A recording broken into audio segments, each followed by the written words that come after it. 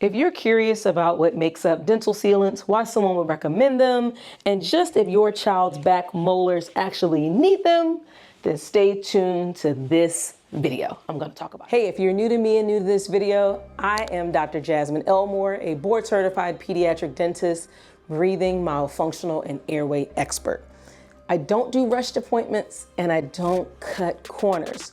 People want to know how I see what other dentists miss, and so I created this YouTube video for parents to check out inside of my mind, because several of you asked, so you can get an inside look as to how we make sure that your child's dental care is not just good enough, but we make sure that it's precise, personalized, and built for a lifetime of health. Yes, parents strive to see me and my team because here, every detail matters. And that's why they call me Dr. Elmore, AKA Dr. Detail. Every concern is heard, every tooth is examined, and every treatment plan has a solution that is custom to each child and one that lasts. So I don't follow the rules most offices live by, I rewrite them. If you're done settling for, let's call it basic or routine dental care, and you want true, meticulous, science-based pediatric dentistry that we call optimal care here at Optimal Kids, then you're in the right place. Guys, welcome to this video all about dental sealants. I know you're not in dental school and you're not training to be a dentist, so I'll try to keep this as simple as possible, but keeping in mind that most of the mothers and fathers who seek out care from my office and those of you on YouTube watching this video aren't tuned in just for the most basic of the basic. You actually want some good information. So I'm gonna provide that for you right now. Let's talk about dental sealants. We're gonna get more into the details of the sealants in a minute, but let's first look at this illustration of the bird's eye view of a tooth. So if we're looking down onto a molar, okay, what are we looking at? Well, teeth are not flat. Teeth have these grooves, these indentations, these nooks and crannies on the biting surface. So if we're looking down at those grooves, like we are right now on this illustration, the thought process is that as you eat foods, no matter what those foods are, but specifically sticky foods, carb heavy foods like crackers, goldfish, those types of things, they're going to get stuck down into these grooves. And what happens when you go and bring your toothbrush across these grooves is that because there are so many nooks and crannies, the probability of missing a groove or two is very, very high. So let's talk about that. Let's think about a floor. Okay, this is the analogy I use for parents. You have a floor. If you have a tile floor, it's going to be a lot more difficult to sweep without having things get stuck down into the grout areas or the cracks in the floor. And so what a dental sealant does is the sealant comes in and it does exactly what it sounds like it does. It seals or protects the grooves of the teeth. And you'll see that in detail in just a minute. So dental sealants are what we are talking about today. Protecting the grooves of teeth. I've got some information here for you guys from the American Academy of Pediatric Dentistry. And it says that sealants are effective in preventing and arresting or stopping pit and fissure occlusal caries in primary and permanent molars of children and adolescents compared to non-sealed teeth. Okay, so we're going to talk about the sealants and we're going to talk about how effective these dental sealants really are. Dental sealants have had a lot of controversy around them, specifically in circles of parents who really want to know why they're recommended to be placed in more insurance-based offices. I've had parents tell me that they get pushed more often. I'm not an insurance-based office, so I'm not going to get into why someone may or may not push them. This video won't be about that. We'll more so just talk about the sealants themselves, their purpose and use, and why they're recommended. So I will say, if I have a child who's been in my practice for an extended period of time, and they don't have cavities, then we typically don't recommend dental sealants. Dental sealants are going to be recommended for your high caries risk or cavities risk children. Okay, we have 3 different types of cavity risk. One is high, there is a moderate caries risk, and then there is a low caries risk. I will say that if I had to select 100 children from most practices, the majority of them are going to fall into the high risk category, fewer in the moderate risk category, and unicorns would be in the low caries risk category. Caries risk is multifactorial, meaning there are many layers to it. There are many parameters involved in caries risk.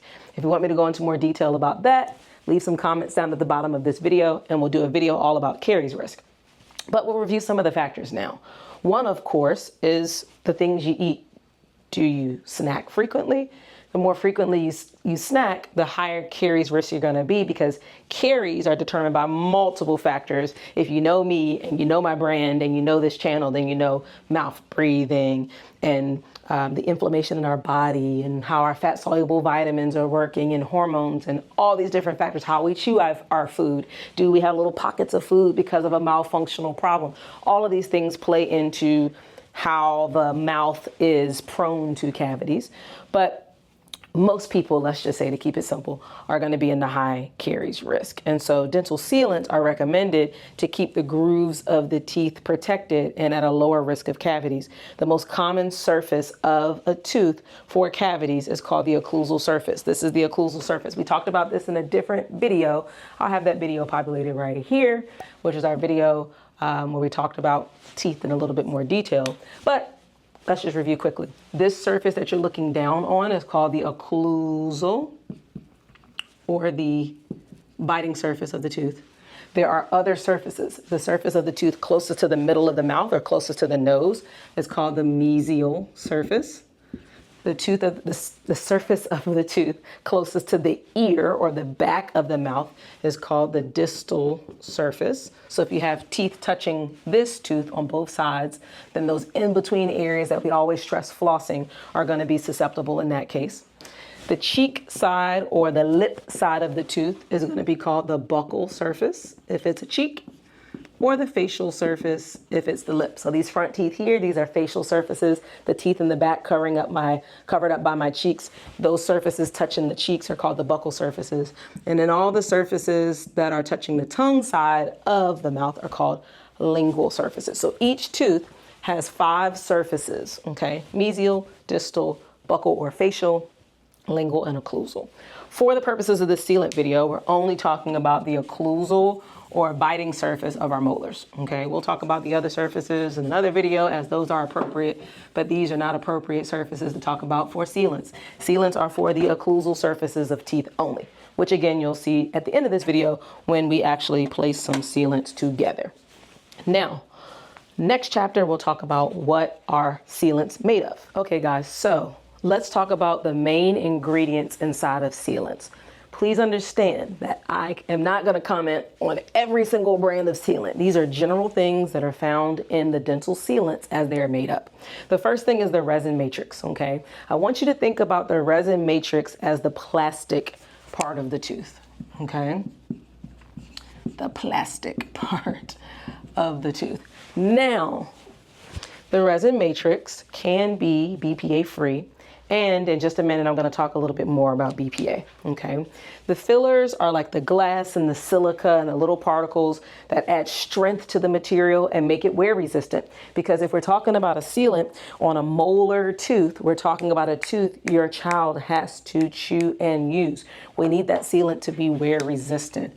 So this is what makes it wear, we'll just say,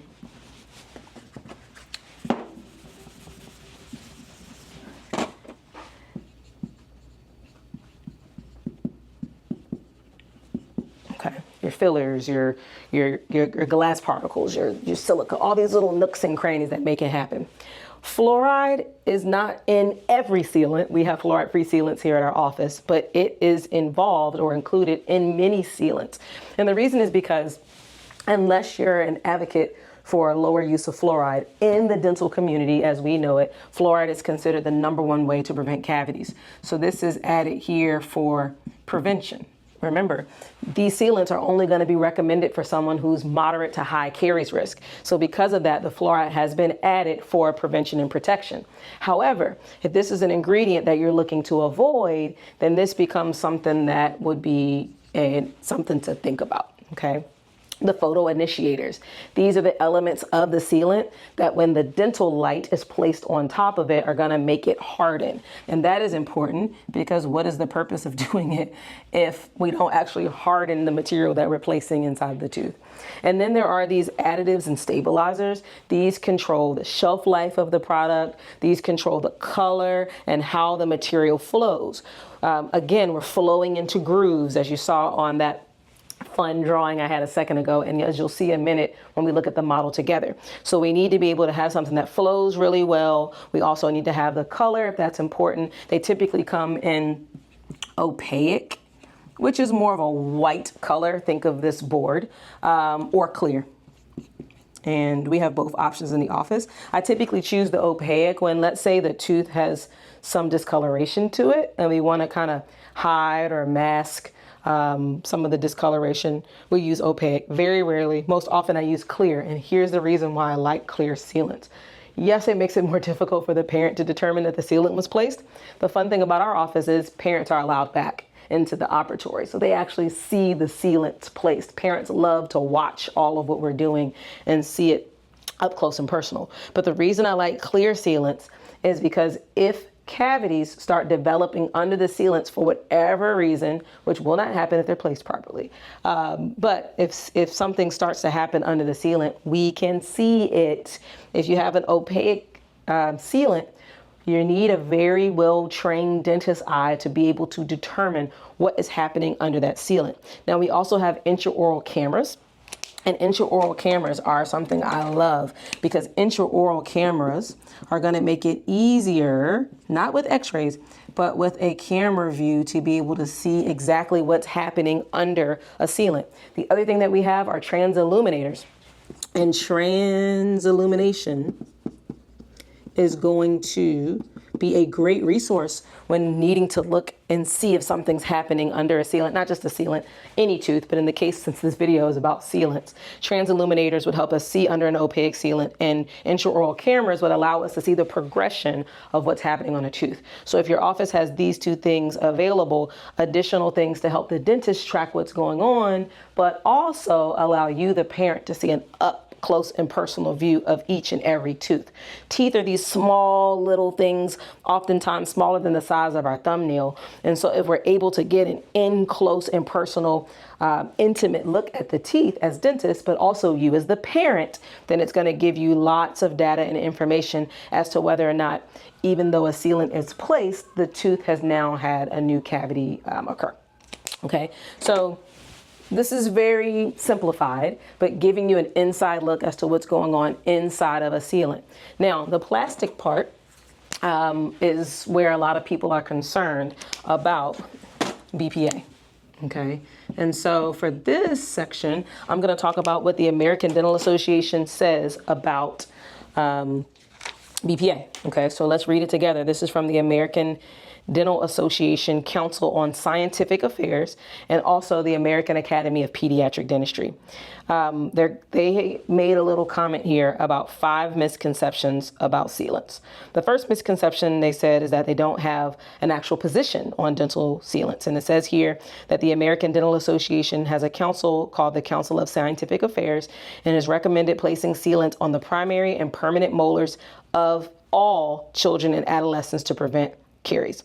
So the next time you're wondering why your dentist, pediatric dentist or general dentist has recommended sealants, it's most likely because the American Dental Association has a council who has recommended the placement of sealants. The council also recommends dentists use pit and fissure sealants. You know what pit and fissures are, those little nooks and crannies. So they recommend they use pit and fissure sealants rather than fluoride varnish for the purposes of sealing the occlusal surfaces of molars. Now that should make sense, right? A painted varnish, not something that's bonded to the tooth, is going to make more sense if we're sealing the surfaces of molars. So that's the first misconception they talk about, that they don't have a position. They do have a position. They recommend sealants. The second misconception is that Fluoride varnish is just as effective as dental sealant in preventing occlusal, you now know what that is, occlusal cavities. And they say no, fluoride varnish performs an important function in terms of preventing dental caries for generally at-risk patients. But they have 3 studies with nearly 2,000 plus total participants revealing that those who received pit and fissure sealant on the occlusal surfaces saw a 73% reduction in the risk of developing new cavities compared to those who only received varnish. So they say here that the research shows the support of sealants placed with a 73% reduction versus people who have not had sealants placed. Okay. Misperception or misconception number 3 is that young patients could be exposed to BPA when receiving dental sealants. The potential amount of BPA patients could be exposed to when receiving sealants is minuscule, and it's less than the amount a person receives from breathing air or handling a receipt. There's no evidence of patients experiencing adverse effects caused by BPA in dental sealants. Okay. Misconception number 4. Sealants are not reimbursable under the dental plans. Many plans cover dental sealants as dental sealant code 1351. On children's teeth, there are cost savings to patients from the prevention of non-cavitated carious lesions, which do not require treatment. Now, before I go into the 5th misconception, if you want to know more about the code, the dental sealant code, and insurance in general, watch this video right here that I have all about dental insurance. And misperception or misconception number 5 is that sealant should not be placed over non-cavitated carious lesions. And they say here that it is effective to place caries over non-cavitated lesions. There's a lot here to discuss in this paperwork, but let me focus on a few things that I'd like to say. Okay. Now, that was a lot, but it's very important for you as a parent to know what the dentist is being told, what the American Academy of Dentistry says, and where your average dentist will stand on these topics because they have the backing of the American Dental Association. A couple things I want to discuss. Most of the parents who come into my office have a bone to pick, if you will, about commonly done things in a few categories. I'm going to mention a few right now.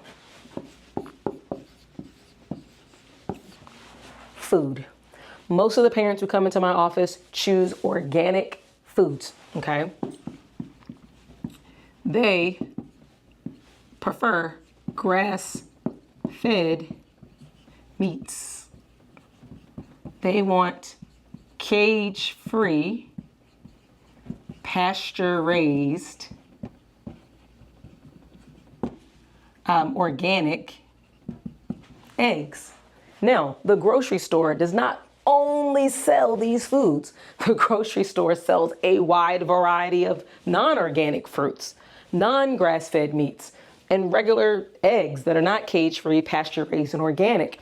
But the families, most of them, who choose this office, these things matter. And so when these things matter, these parents are not going to be swayed about some government entity that says that other foods are safe. They have made up in their minds of what they choose to be safe, what they think is best for their child and their family, for nutrition, for overall health, and these are the choices that they make. So food is number 1. The other thing is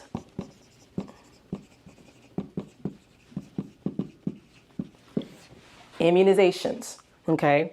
Many of the families that come into my office opt when they can for no immunizations for their children.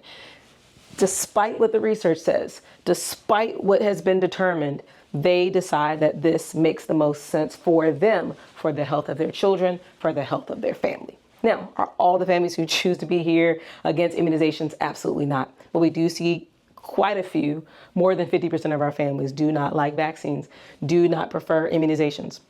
Try to avoid as many medications in general as they can.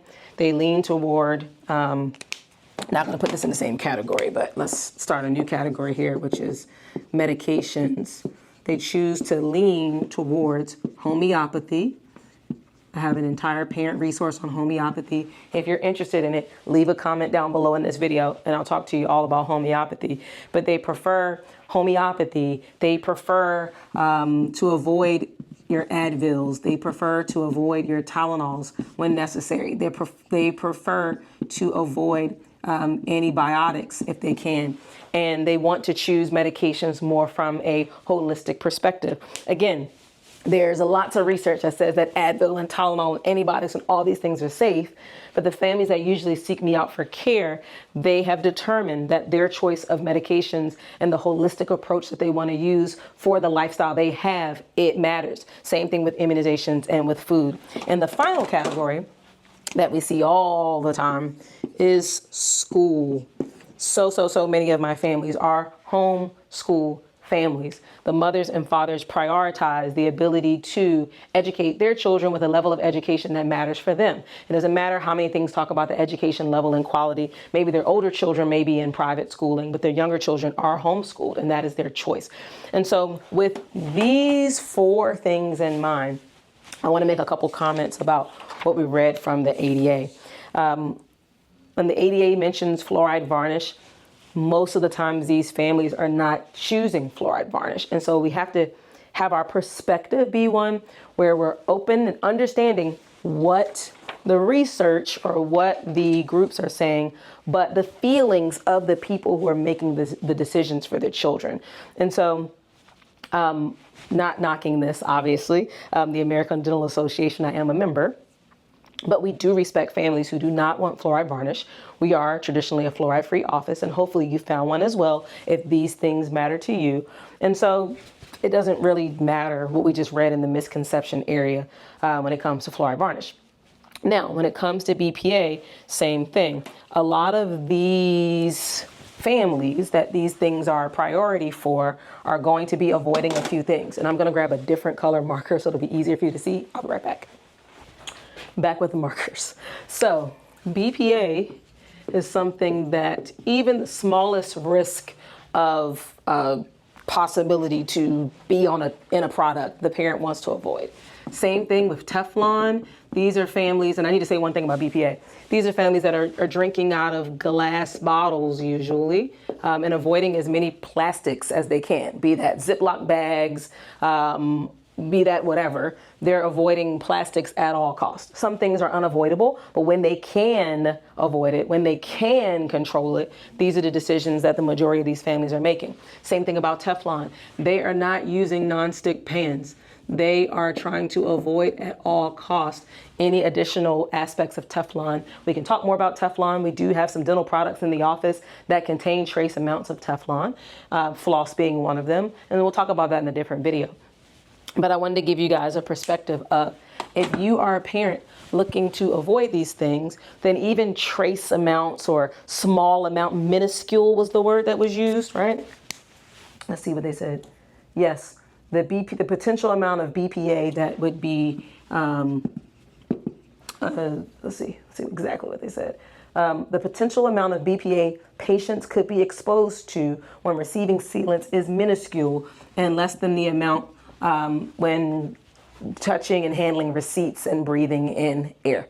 And there's no evidence of side effects. They're minuscule. Well, for that matter, some would argue there's no evidence of side effects with food, immunizations, medications, but people still make their choice. So with all these things in mind, we were on a search for fluoride-free. Again, many of the sealants release fluoride. Even whether you believe in fluoride or not, adding in a fluoride, research has said that I've seen could possibly impact the binding of the sealant material to the tooth. And so we here sourced to find fluoride-free, BPA-free sealants, and we found them. Now, the parents who come into our office, we share every material with the parents so that they can see the brand and do research if they choose. Some families do, others do not. For the purposes of this YouTube video, I will not be sharing the brand that we use for sealants because, dentists who are watching, I have private dental coaching for you. I would love for you to join my community where I can share with you all of the aspects, the ins and outs, the details, the nooks and crannies, the tricks and the secrets we use for our secret sauce here at Optimal Kids. For the families, the mothers and the fathers, you knowing the brand that we use here is not going to impact you if you're not my patient. And also, you can't just take the material to your dentist and say, use this.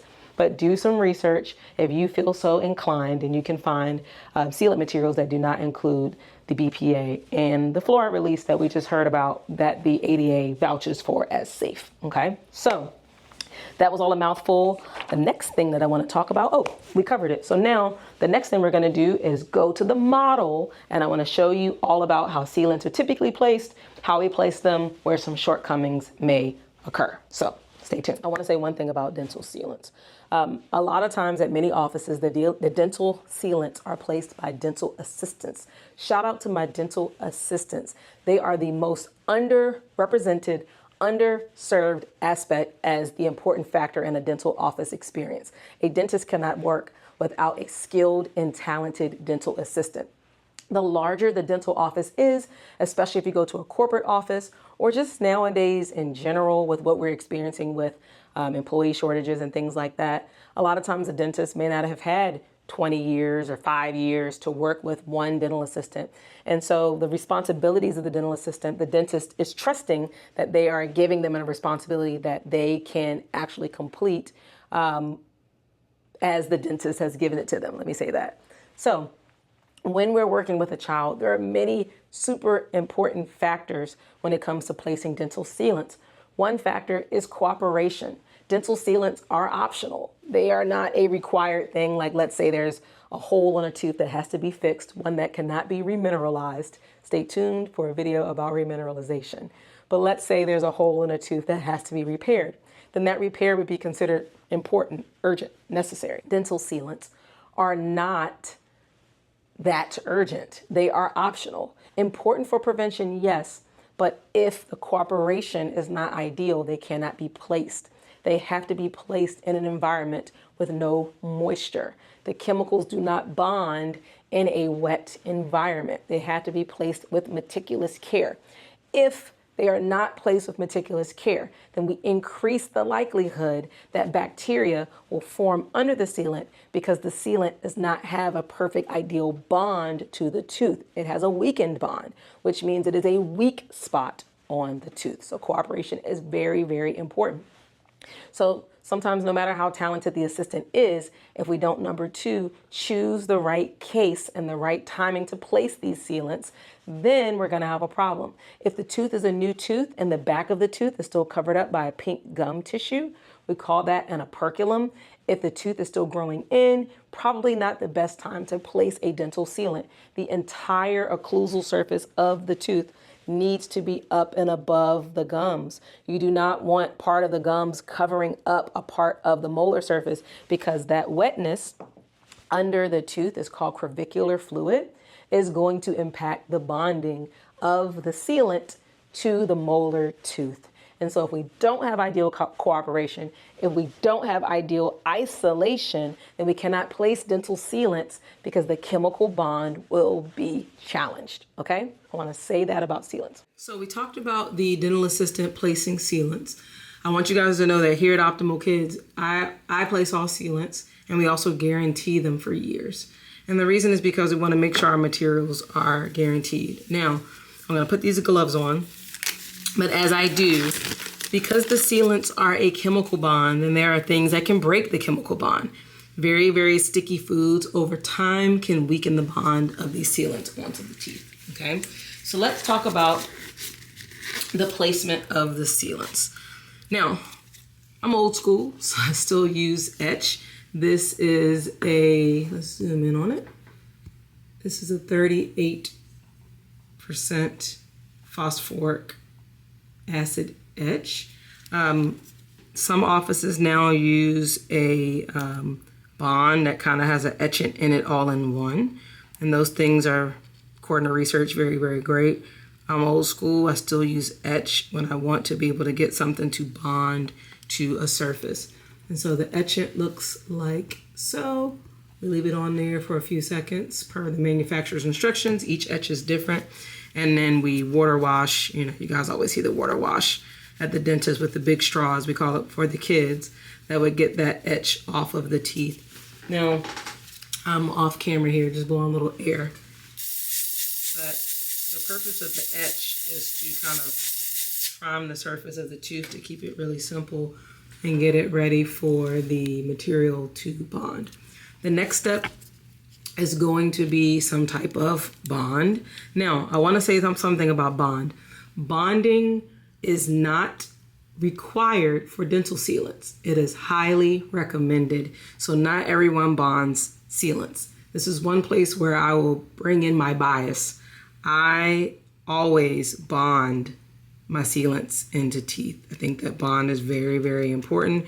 We put a thin layer of bond, and then we use our hairspray to kind of thin out the bond. But it is not required, guys. It is not required. Again, bonding is not required. If you do use bond, it does require a step where a dental light, I'm trying to make it where you guys cannot see too much of that dental light, but the dental light will cure the surfaces there. This is a very bright light. We always ask parents not to look at the light so they don't hurt their eyes. Of course, the child can't look at the light inside their mouth, so their eyes are protected. So now we have some bond. I can zoom in properly. You can see how these teeth look a little shinier. Come on, zoom. There we go. These teeth here, these two that we've bonded for sealants, look a little bit shinier than this tooth back here that we have not. I'm only going to place the sealant on one tooth just so you guys can see what it looks like. And again, I'm not going to use the actual sealant we use in the office. I've already explained why, but I'm going to use a commonly used sealant in many offices that I got just for this video, which is the 3M ESPE ClinPro sealant. Come on, focus please. ClinPro sealant, which is a fluoride releasing sealant. Before this video, I wanted you guys just to see how the sealant is placed. One cool thing about the ClinPro is that it goes on pink, and then under light cure, it cures white. And so with the sealant, the purpose of the sealant, there we go. The sealant is meant to just go in the grooves, which means you really shouldn't be able to see the sealant. It's not a filling. It's a protection for those grooves. And we're going to place it under light cure again. And that's it. Now, of course, we don't have lips, we don't have cheeks, we don't have a tongue in the placing of the sealant here. And so those are factors, again, that can bring wetness and moisture into an environment that needs to be dry. Once that etch is off the tooth, when we start bonding and placing the sealant, it's very important that the sealant steps are now nice and dry. So we have a tooth here, having a hard time zooming in. So sorry you can't see really well, but if you were in the office and we had our intraoral camera, you'd be able to see. Again, we place clear sealants as well because I like to be able to see where cavities are starting up under the tooth. So sealants, guys, these sealants are going to be placed on the grooves. See if we can zoom in. The grooves of these teeth, okay? They're meant to protect the grooves, the pit and fissures of the occlusal or biting surface of a tooth. And again, why is that? Well, the reason is because if we don't protect the pit and fissure sealants of, pit and fissure areas of the occlusal surfaces of teeth, as you can see on this model, then cavities can start to form. Now, I wish cavities were this obvious to see, this black thing on the tooth. This is just for the purposes of model and demonstration. In real life application, cavities are not always this black. Most oftentimes they are not. And this tooth is really big and zoomed in. I want you to appreciate the actual true size of the tooth. They're very, very small. And most of these things are only going to be noted under magnification, okay? But the sealants are only for surfaces of a tooth without a cavitation, okay? When we read the ADA's statements, it said on non-cavitated teeth. So once the surface is cavitated, it does not get a sealant. We need to figure out what we're doing with that cavitation. Is it a cavitation we're remineralizing because it's small, maybe it's on a smooth surface and we have a plan, or is it something that we are restoring? Because if we are not careful, then the cavitation can grow under the surface. As you see here, it looks pretty innocent on top there, but it's slowly growing in the inner workings of the tooth. And so the sealants are meant to prevent this surface from becoming cavitated by flowing the sealant material into these grooves to reduce the risk of cavitation. It's a physical protectant. We're putting a jacket, if you will, over the surface to keep the surface protected from cavities. And so this was a highly requested video. We want to talk about what happens if we place, where's my little tooth? Here we go. These are the two teeth we were working on.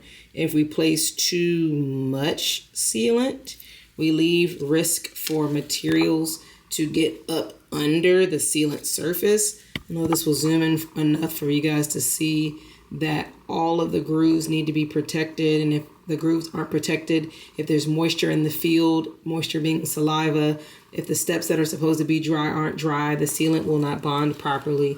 And then as soon as we go to eat, those grooves will not be protected. And the entire purpose of doing this is to protect those grooves to prevent these cavitated surfaces of the teeth. Okay, so what helps dental sealants be placed the best way possible, preferably by a dentist. It is a low cost procedure, so most dentists don't place them. They have the dental assistants place them.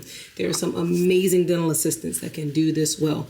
There are others that are maybe inexperienced or know what they're doing, but then the other factors get in the way and make it more difficult for the sealants to be quality placed sealants. We've already talked about the materials, went into detail about some of the common findings in the sealants. If you're interested in BPA-free, fluoride-free sealants, you need to seek out a dentist that places them. I always advise to go to the auto mechanic who does this kind of work, right? To go to the dentist who does this kind of work, to go to the plumber who does this kind of work, to go to the baker who does this kind of work. You can't go to the baker that specializes in croissants and request biscuits. We need to stay in somebody's zone of genius. And so if this is something that they do and something that they do well, then that's who you want to seek out for this one-time placement of this one-time thing that's going to stay on your child's tooth 24/7 for the rest of the life of that tooth. If it's a baby tooth, until that baby tooth falls out. But if it is a permanent tooth, it will be there for the life of the tooth. Of course, given circumstances of great hygiene and also you not having the sticky things on it. So I'm going to now show you my face so we can end this video. So guys, I hope you enjoyed learning all about dental sealants. We went through the steps of dental sealants, even steps that were not required but highly recommended. I don't know about you, but if something is highly recommended, I would want it. I would want it done. And that's why we do it. We go over and beyond. Other dentists do this as well, but we're talking about us right now. We go over and beyond, guys. So we bond in our sealants, even though it is not required. It is highly recommended. We use fluoride-free, BPA-free sealants. Again, it is not required, not required, but for the population that we treat, these are highly sought after requests. BPA-free sealants still last like regular sealants. Same thing with fluoride-free sealants as well. It is very difficult to find them. Not every company manufactures them. Your dentist does have to look for these products and materials. If you have a dentist who would like to join our community to learn more, let me know. I'm happy to share because I do take the time to research these things. We want to be compensated. This is America. We want to be compensated for our knowledge. And so dentists are more than happy to join our community. They will always receive more value than they pay for, as our families do as well. So back to the sealants. So you've seen how they're placed. You've seen the meticulous nature of placement. You know that we have to have ideal cooperation. The area and field has to be isolated properly, whether that be with cotton, whether that be with something called an isolite, isodry. Your office will have different things, rubber dam. There's many different things that they can use to isolate the teeth, but they need to be isolated. These are chemical bonds. Chemical bonds have wet steps and dry steps. You cannot mix the two. The dry steps need to be dry. We know they're for high caries risk patients. So if you're low caries risk, sealants are probably not right for you because you have a low risk of cavities. But for my mouth breathers, for my highly inflammatory families, for my kids who snack a lot, for my kids who have a much higher acidity in the body, usually my mouth breathers, for my kids who have these inflammatory conditions, poor vitamins and minerals in the body, and the cavity risk is very high, then sealants are a great option because we're going to protect one of the most commonly cavitated surfaces of the tooth for cavities, which is the occlusal surfaces of molars. And by reducing the risk of cavities there, we're not only saving you, the parent, money, usually hundreds to thousands of dollars, we're saving unnecessary dentistry to be done later. We prefer a tooth to be a virgin tooth or a non-prepped tooth because remember, fillings last about 20-ish years with the way they make materials now. Nothing lasts forever. No refrigerator lasts forever. No car lasts forever. No washer and dryer lasts forever. Sealants are the same. They need repair over time. So what's the best way to remove and eliminate the over time? To just not have the cavity there in the first place that needs a filling. So prevention is key, and sealants are a great way to prevent when done properly. You've learned about clear and opaque sealants as well. Why I prefer the clear sealants. We also use opaque sealants as well. We've talked about the times when we use both. We talked about what's in the sealants, what can be removed, what cannot be removed. We've talked about it all. If you like this video, please give it a big thumbs up. Please hit that subscribe button and turn on your post notifications so you can stay tuned for more videos like these where we bring out the models, more videos like these where we pull out the whiteboard and we talk to you and we bring you the real, no fluff, just real information and lots of detail, more detail than the average person would want to know, but you're not an average person, which is why you tuned into this video. So if you like videos like these, let me know, leave a comment down below and stay tuned because we have a lot more of them coming. Until next time, I'm Dr. Elmore, aka Dr. Detail, and I'll see you in the next video. Let's go, all my holistic parents, all my health conscious parents. I welcome you, big hug. Thank you for watching and stay tuned.